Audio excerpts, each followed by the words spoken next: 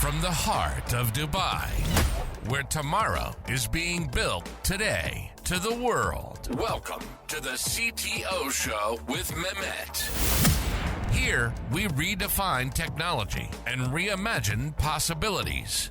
With Mehmet, delve into the riveting realms of AI, cybersecurity, and digital technology. Experience the thrilling highs and lows of startups. Immerse yourself in the spirit of entrepreneurship and witness the future of business innovation being written in real time. Now, without further ado, let's tune in and explore the future. Hello and welcome to a new episode of the CTO Show with Mehmet. My name is Mehmet, and as you know, in each episode, I cover different topics related to emerging technologies. We covered a lot so far, from digital transformation. We covered about cybersecurity. We covered AI. And also, you know that I host subject matter experts, entrepreneurs, startup founders with me. But today I wanted to do something a little bit different. I have with me Jason, and I will not reveal anything. I will let Jason introduce himself to us. Jason, welcome to the show. Can you please introduce yourself to the audience? Yes, I was going to say, Mehmet, first of all, thank you so much for having me. It's a great honor to be here. Hello, everyone. Just to introduce myself, my name is Jason Dietrich. I am from the United States of America, and I currently reside in the state of Pennsylvania. So I have been in the state of Pennsylvania for the last 27 years. So I currently am someone who works at NASA, particularly an organization called Virginia Space Flight Academy, where we are a local nonprofit organization that helps to empower and enrich students, especially the younger generations, in terms of STEM engagement and STEM learning. In fact, I'm actually going down to Virginia Space Flight Academy down in Wallops, Virginia, next week. Because I'm going to be meeting with our leadership team members. And then the following week, we have counselor training week. And then also we have the following week, we have our first week at camp, which is super, super exciting. So it's always been my dream to work at NASA. It wasn't an easy road to get there. But, you know, I'm just living the dream, and I'm loving the organization that I'm a part of. And I would love to share more in this podcast. Thank you very much, Jason. And I'm gonna ask you about your story because and the reason, you know, why I found that you are a perfect match for us, because anyone who has dream to have his own company, his own business, should know that the road is not always easy, right? So, and for you, it was the same thing. Can you share a little bit, if you, as much as possible, about how you reach to where you are today? Yeah, absolutely. Well, you know, I was going to say this takes me all the way back to when I was 5 years old. So, which seemed like ages ago. But when I was 5 years old, I was diagnosed with a disability called hyperlexia. And for those of you that might not be as familiar with hyperlexia, hyperlexia is a form of autism. It's not directly in the line of autism, but it's like a branch below autism. Mhm. And that pretty much resulted in me having this incredible ability to read. I was able to read at such a high level, yet at the same time, I couldn't understand what I was reading. I struggle with reading comprehension. And, you know, I remember my parents asking me, you know, when I was younger, you know, hey, Jason, you know, you read this very big word very well, but what does this mean? And I would just be like, uh, I don't know. I don't know. Mhm. So early on, you know, throughout my educational journey, I remember having teachers who unfortunately weren't very supportive of my skill sets and abilities. So I often struggled a lot when I went into elementary school. But then once I got to middle school, there were a couple of teachers who introduced me to astronomy, earth science, and also chemistry and physics. And I knew immediately I was hooked Mhm. because, you know, I realized that with STEM education in general, it provides multiple different highways of opportunity, and it was very hands-on. I am the type of person with my hyperlexia disability to be hands-on. And and I've realized, Mehmet, as well, that with my disability, even though struggle with reading comprehension, there have been so many wonderful benefits that have come out as a result of hyperlexia. Now, I've had to work, twice as hard compared to somebody else who doesn't have, the disability, but I have so many talents and so many gifts, not just in, STEM, but, in music as well. Hmm. And, I'm a strong advocator for myself. I had to be. And, you know, and I also consider the society's perception of, hyperlexia. I don't like when people mention a disability. That's often negative. Uh, Right. Dis is considered to be negative. So I don't have a disability. I have an ability. And that's, what I'm trying to, pass down, through my role, at NASA, and, also to the next generation. So, I remember then, getting into NASA based on, my teaching experiences in STEM as well. I taught during the COVID-19 pandemic, which was horrible. I think we all can agree on that. It was very difficult the last Yeah. couple of years. But I reached out to a head representative at Virginia Space Flight Academy. I took a chance. Again, I'm a strong advocator for myself, and I ended up getting the job. So you don't really know what's going to happen, but you can't, limit yourself. You have to reach out. You have to advocate for yourself, and I'm just, blown away that they, gave me a chance, and I'm very honored about. What a great story, Jason. Now, you mentioned about STEM education, and the question I want to ask you, because you are an educator at the same time, so you get exposed to it early, when you were in school, and then it changed your life. Why?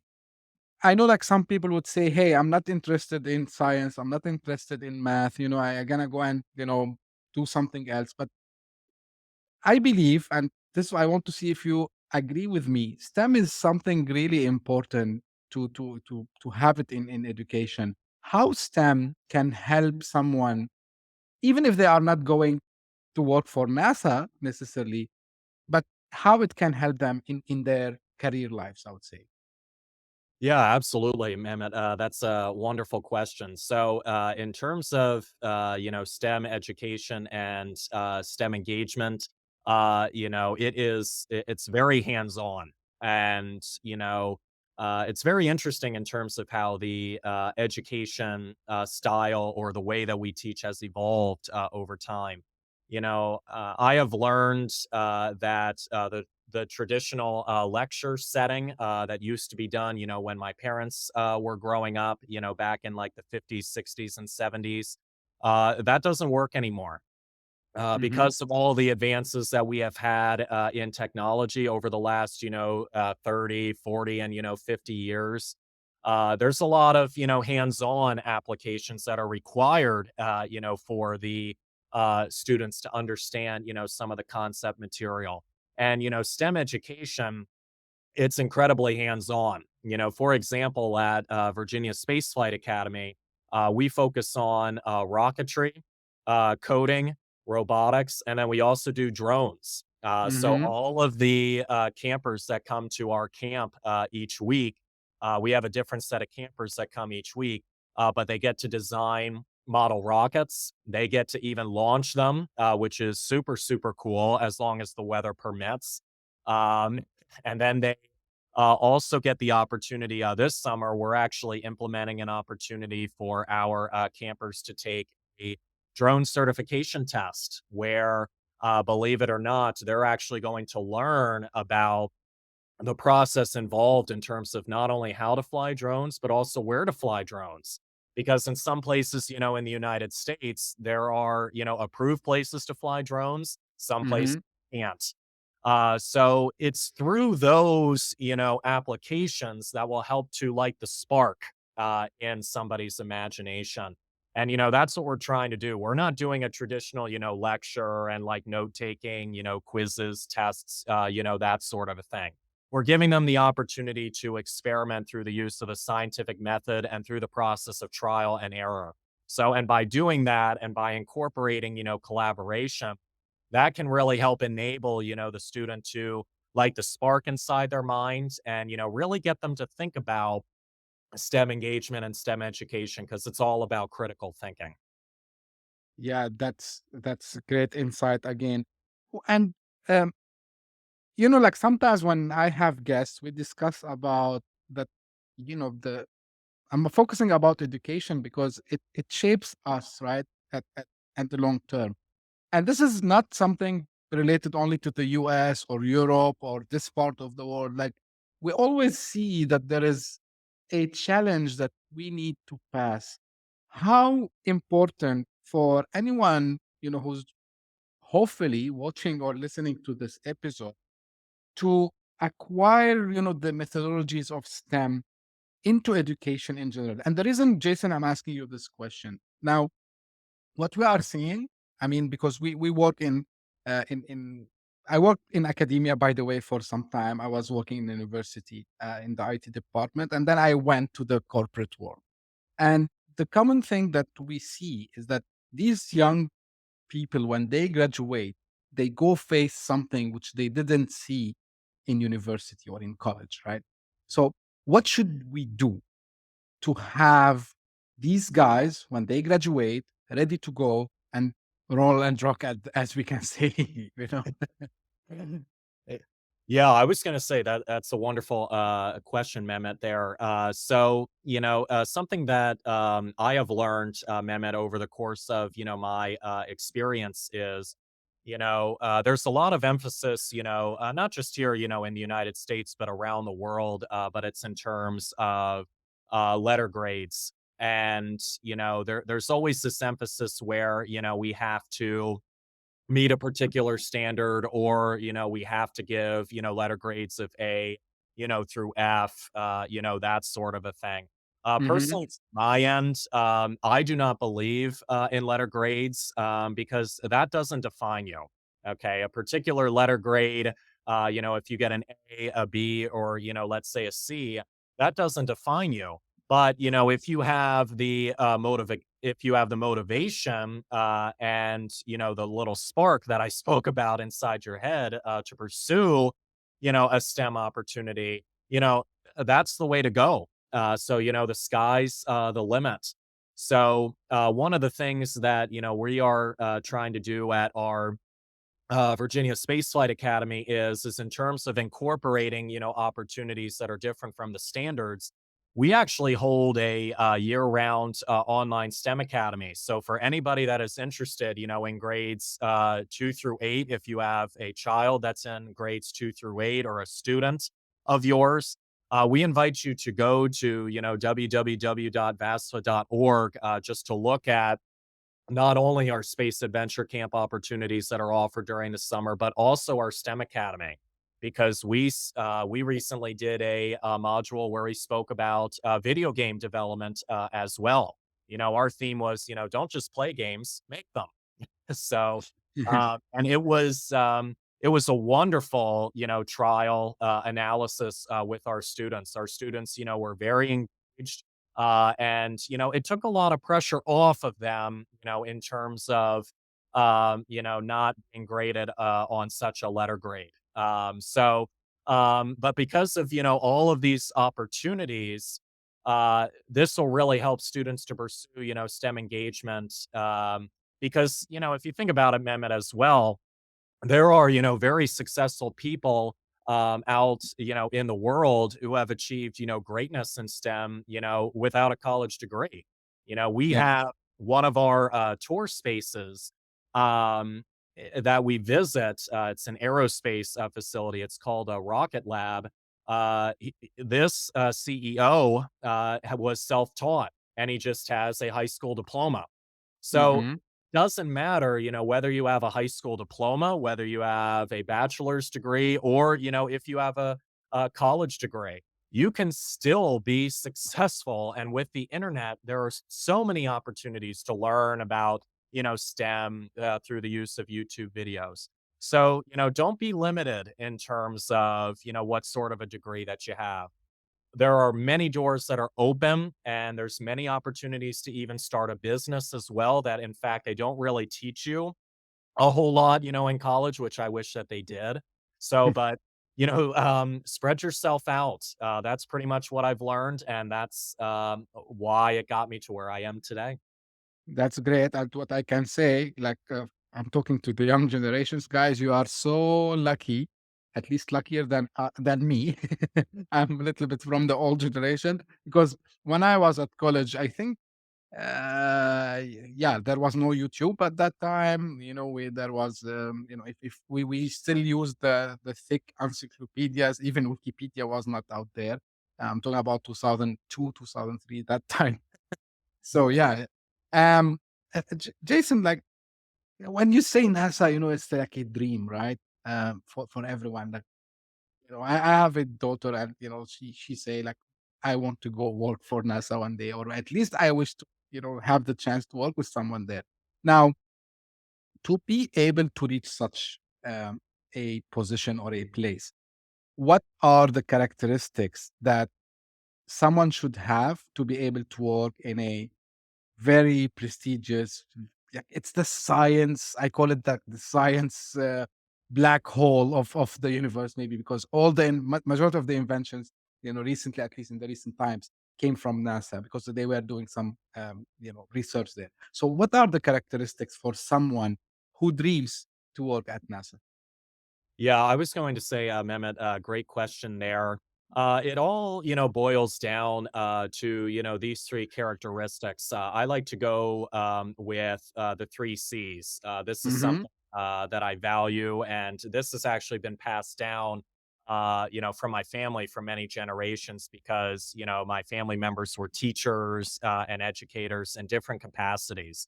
But Mm-hmm. the main three C's that you have to have if you want to work at a place like NASA one day is you have to be caring.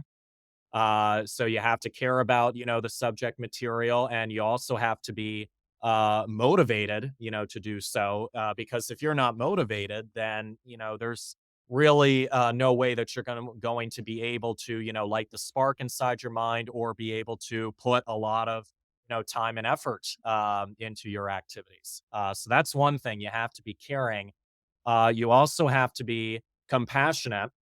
That is something that is very important as well because you're working with a team.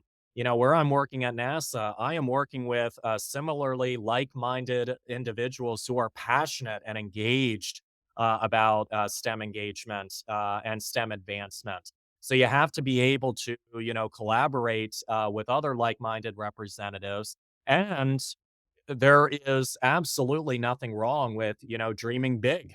So, when you think of a big idea, like we do at NASA, there might not be a plan necessarily, but you can certainly work, to get towards, that objective. One of the goals that we are planning on doing in the next couple of years at VASFA or Virginia Space Flight Academy is to put on we would have our own academy. We would have our own, building where we would offer a year-round opportunities in STEM engagement.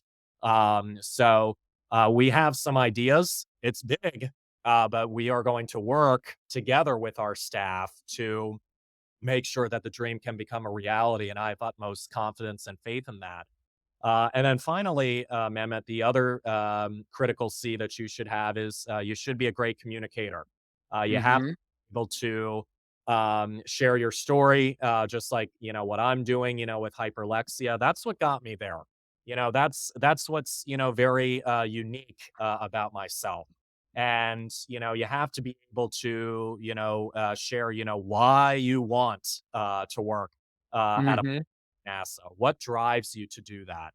So if you have those three C's, Mehmet, I mean, honestly, you could go anywhere. So, but it's very important that you are caring, compassionate, and are a great communicator because that will take you far in life. I'm not sure if you would agree with me, but do you think there's a fourth C there, which I I expected one of them to be curiosity.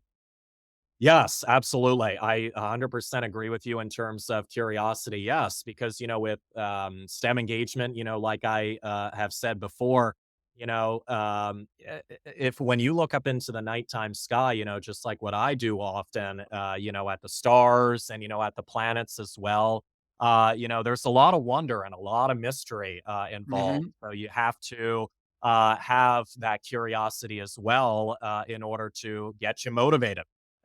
So I agree with you. That's 4 C's.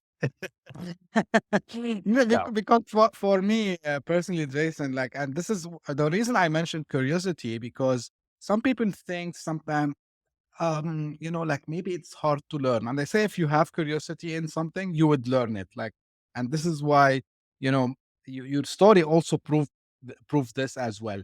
Now, uh, once you started to work with NASA, like, what are some of the most exciting or surprising things you have learned when you started to work there?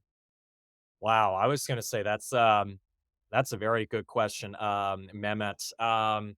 I would probably say, one of the biggest surprises or, things that I have learned in relation to, my work at NASA is associated with the fact that, we don't follow at NASA any sort of state standards. For example, since I currently reside in the state of Pennsylvania, here in the United States, we Hmm. have specific standards in our public schools that the schools have to follow. And I found, as a public school teacher, to have it extremely limited. It was unfortunately. I felt like I couldn't use my curiosity, and there wasn't a whole lot of motivation in terms of applying, STEM engagement into the public school setting. So I was looking at an opportunity where I could use my intellectual curiosity in a very engaging way. So one of the things that we don't, really focus on are like state standards. We really focus on the true abilities of our team. And we also really focus on the abilities of the next generation, because that's what we're trying to do. We are trying to promote diversity, equity, and inclusion in terms of what we do at NASA. Because, just like from someone like me, who struggled with reading comprehension. I struggled in the public schools early on, but, once I was introduced, to STEM in middle school, I was immediately hooked. But since we don't follow, state standards, Mehmet, at the same time, that has really helped us, to dream big, to think big, and to, really apply ourselves in terms of giving all of the next generation students an opportunity to develop a curious mind in STEM. That's really great to hear from you, Jason.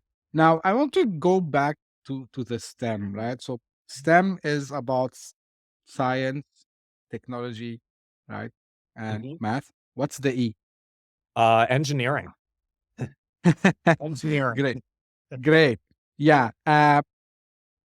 So some people thinks that like each one of these, it can be it's by itself, of course, something. But what makes STEM, um, I mean, so robust as a methodology of teaching? Because the reason I'm asking you, Jason, some people use they say, "Hey, I'm good, for example, at technology, but I suck at math, for example." Right? And I am one of these guys, by the way. I wasn't good at math at all. Like, I got it after I graduated. This is another story, maybe because they taught it wrong to us. But really, like, how each one of these four letters is important, and is it necessarily always to be brilliant at all the four to reach to some place like NASA or any other prestigious place? Yeah, that's a great question, Mehmet. No, it doesn't. You do not have to be good in terms of, science, technology, engineering, and mathematics. That is not true, because we have a variety of people and representatives, even especially at Virginia Space Flight Academy, that come from a diverse set of backgrounds. Some are science enthusiasts, some are tech enthusiasts, some are engineering enthusiasts, and some have more of a stronger math background. um, they are math background enthusiasts. So it doesn't matter, in terms of becoming an expert in all of those subject areas. If you are, that is fantastic. So that'll really give you an opportunity to branch out even further. I know from my end, I was actually very good with math, as well as the other subjects in STEM. But I remember my father used to tell a story how his father was considered to be a genius at mathematics. So that actually got passed down to me as well, fortunately. So um, but in relation to just knowing all of the subject areas, if you don't know them right now, that's totally okay. But as you are collaborating with other like-minded STEM individuals, there are many different opportunities in terms of learning even further. I'm a very passionate individual who cares about learning new material and learning new subjects. And, there's this great quote that I look at in my bedroom every single day. It's by Nelson Mandela. And he says that education is the most powerful weapon that you can use to change the world. So, based on that quote, you can be the person that makes all the difference in the world. But, based on, who I'm interacting with, at NASA through a variety of different subjects, we are able to target, many different sectors of the next generation, and we're able to reach out to a whole, next generation. Because if we just had, science enthusiasts, Mehmet, at, NASA, you know, then we couldn't really, target those that are into technology, that are into engineering, and that are into math. But since we have a culminating aspect of everyone, we're able to target a whole diverse set of audiences. So it doesn't matter, what skill set or level that you have. As long as you are passionate and you are curious, then you can work at NASA. That's great to hear. Now, a lot of things are happening in technology space right now. What is the thing that it mostly excite you, Jason? Like, like you say, yeah, like, this really gonna be something. There should be more studies about it. There should be more research about it. What is that? Like, it can be multiple things, by the way. It doesn't have to be only one topic. What are the topics like you are so passionate about now that are about to change the world? I would say. Yeah, wow. I was going to say that's a very good question there, Mehmet. I think two, topics come to my mind in relation to, what I'm very excited about. One of the things that, I have seen, on the news, and, there's talk through news articles as well, and that is going to Mars. That is definitely something that, I have seen. Wow. We have a company in the United States. It's called SpaceX, Mm-hmm. and the CEO of SpaceX, his name is Elon Musk. He has been talking about going to Mars, and then, potentially building a civilization on Mars. So he is looking, beyond the moon, which is, absolutely wonderful. There's nothing wrong with the moon. I mean, in terms of when we explored that, and when Neil Armstrong said, that's one small step for man, one Right. giant leap for mankind. That was a game changer. And, that really helped to, push the envelope in terms of, looking out even further. And that's one of the opportunities, that Elon Musk and SpaceX and, other organizations here in the United States are looking at. So that is definitely something that, I am extremely passionate about. And, that is definitely something, if I were to get that, opportunity, I would, love to, go to Mars. I'd have to think about in terms of like living on it. I think there still needs to be some more investigations there, but they are doing it without Right. a doubt. But it would be, very cool to see, a civilization on Mars, that could survive as well, just like on planet Earth. That would be super amazing. And I think, something else, Mehmet, that, I'm also thinking about as well, and I could see this as a true potential, with the Virginia Space Flight Academy. Mhm. I'm also thinking about, actually going up, into space as an astronaut. And, I am someone, for those of you that are seeing, I'm a very tall guy. I'm 6'4", 6'5". My father's 6'8", so I'm sure you see where I get my height from. But, in terms of, people that, are tall like me, what I envision, Virginia Space Flight Academy doing, at some point is basically whoever is the valedictorian or, the salutatorian, of our graduating class. That would be so cool to take them up, into space, to blast them off, and they could share a motivational speech, from space. Wow. So Wow. that is something that, I've been thinking about, doing as well. And, for some people that might say, you're crazy with that. Well, yes, I am, but I'm dreaming big. So, those are a couple things that I'm thinking about, but I am really, really excited about that. And that's what gets me up in the morning. And that's what motivates me to pursue STEMming. I love this because I read a book recently. It's an old book, it's not new. It's called Think Big, right? And, always in my mind, the famous quote by Steve Jobs: the people who are uh, crazy enough to think they can change the world are the people who actually does it. So, um, as we are coming to an end, Jason, like, what could you advise, someone who is now watching this or listening to us and dreaming about having his or her own startup, or they are dreaming to become entrepreneurs, or maybe they are dreaming to to achieve any certain goal, what you can tell them? Yeah, absolutely, Mehmet. That's a great question there. So, for those of you viewers that are listening in, that are thinking about becoming a entrepreneur, or also are thinking about working at NASA too. I do both. As an entrepreneur and as working at NASA. If you are thinking it, you need to go for it. And, one of the big things that I have actually learned, Mehmet, over the course of, my lifetime over the last couple of years is if you have a curiosity, if you have something that is, inside your mind, that is actually, believe it or not, that is God talking to you.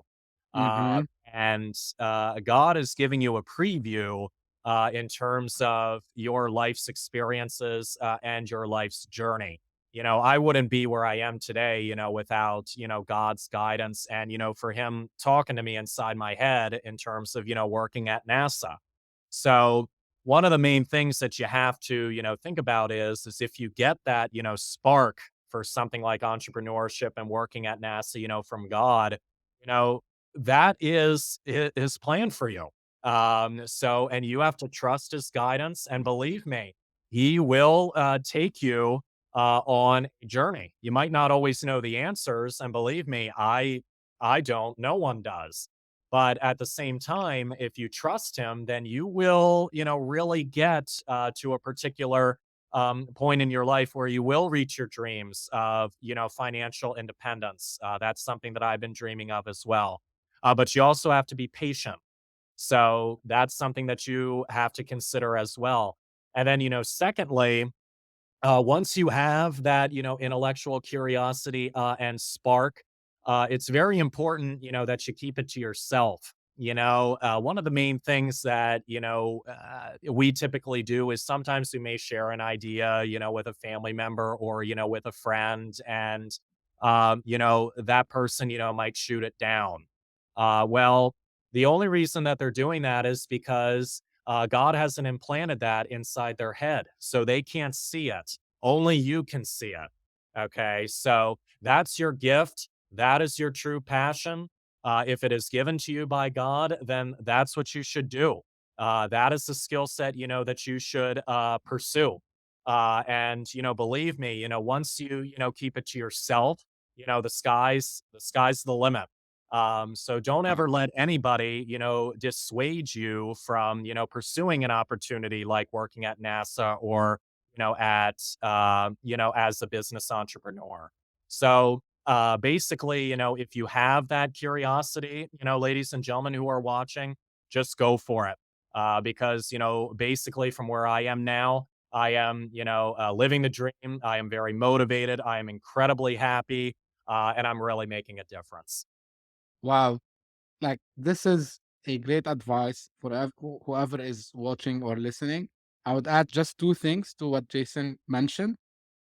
You talked about being patient and curiosity. I would add consistency, like Mhm.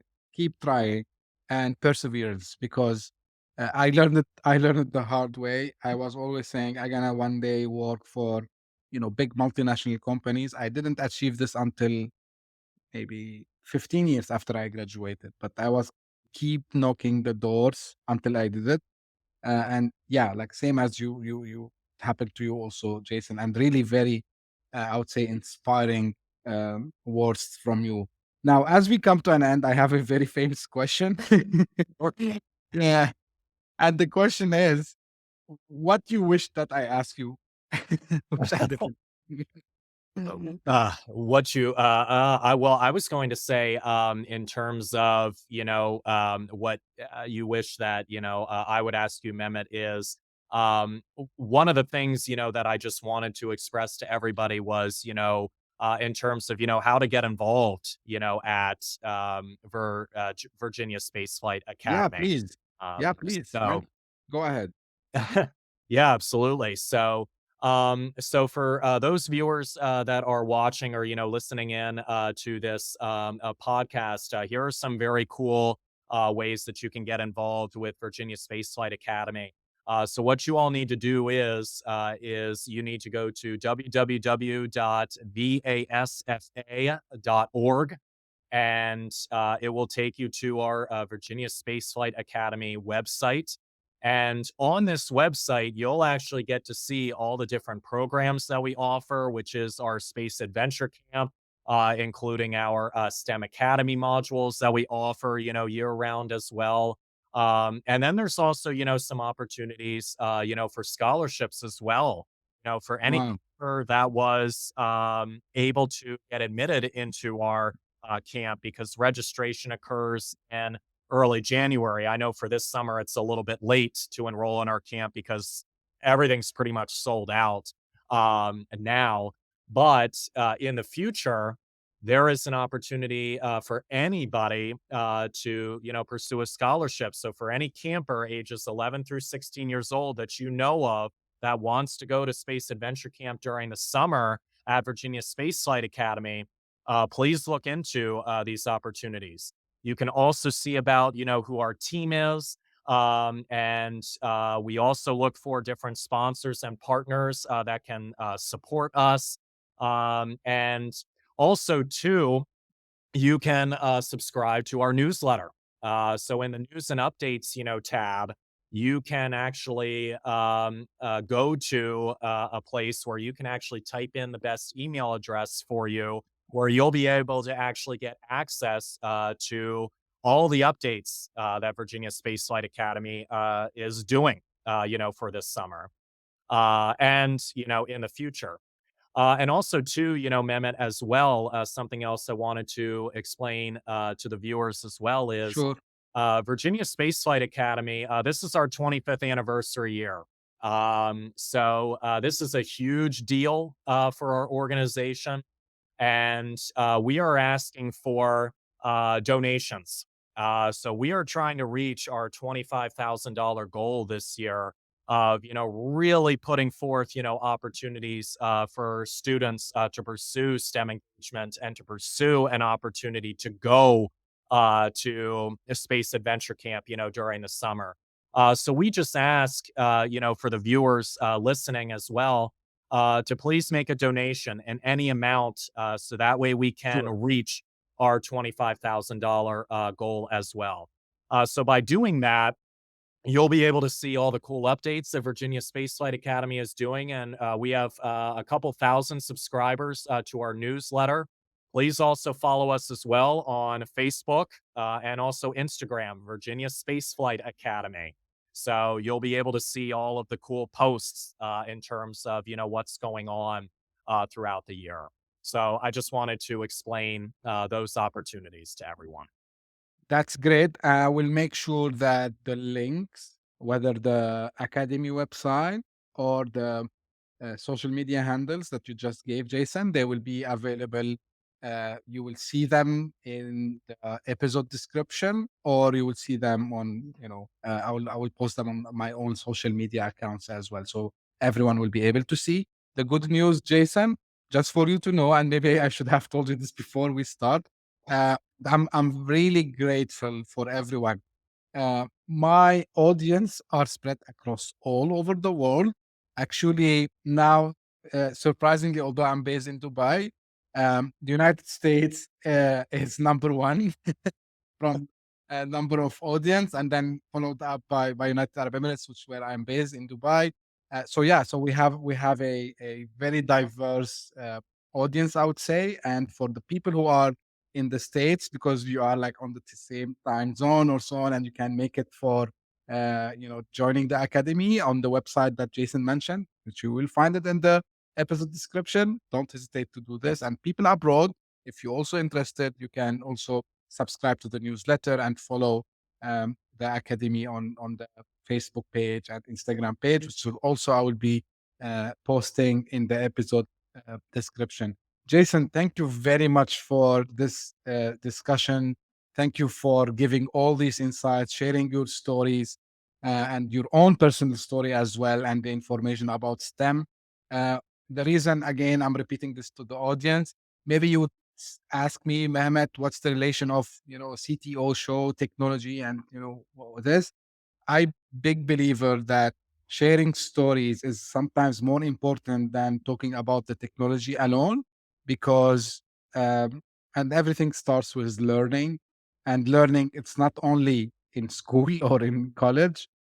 Learning can happen like the same way me and Jason we are chatting today. This is why I'm so passionate about the podcast. The reason I call it CTO, and maybe I'm repeating this to you guys, it's not only about chief technology officer. It's one part of it. It's technology. As a CTO, you should understand business. As a CTO, you should be human and learn. So this is what the show is all about. Thank you very much for tuning in today. If you are watching us for the first time, please subscribe to the YouTube channel if you are watching that through YouTube. If you are listening using your favorite podcasting app, also please subscribe. And don't forget to recommend us to your friends, families, colleagues. We are trying to get really rich content here. As you can see, Jason today shared really very, very like important information with us. And if you have any feedback, any question about this episode or the show in general, don't hesitate to reach out to me by email. You can find me. I'm active more on LinkedIn and Twitter. And if you are interested to be a guest, same as Jason was today, again, don't hesitate. Don't be shy. Reach out to me. We can do arrangement for this. And you can be anywhere in the world. As you can see, I'm in Dubai. Jason is in Pennsylvania today. So I had guests from all over the world. So again, thank you very much for tuning in, and until we meet in the next episode. Hit that subscribe button, share the show with your tech-savvy friends and fellow entrepreneurs, and leave us a review on your favorite podcast app. Your support means the world to us.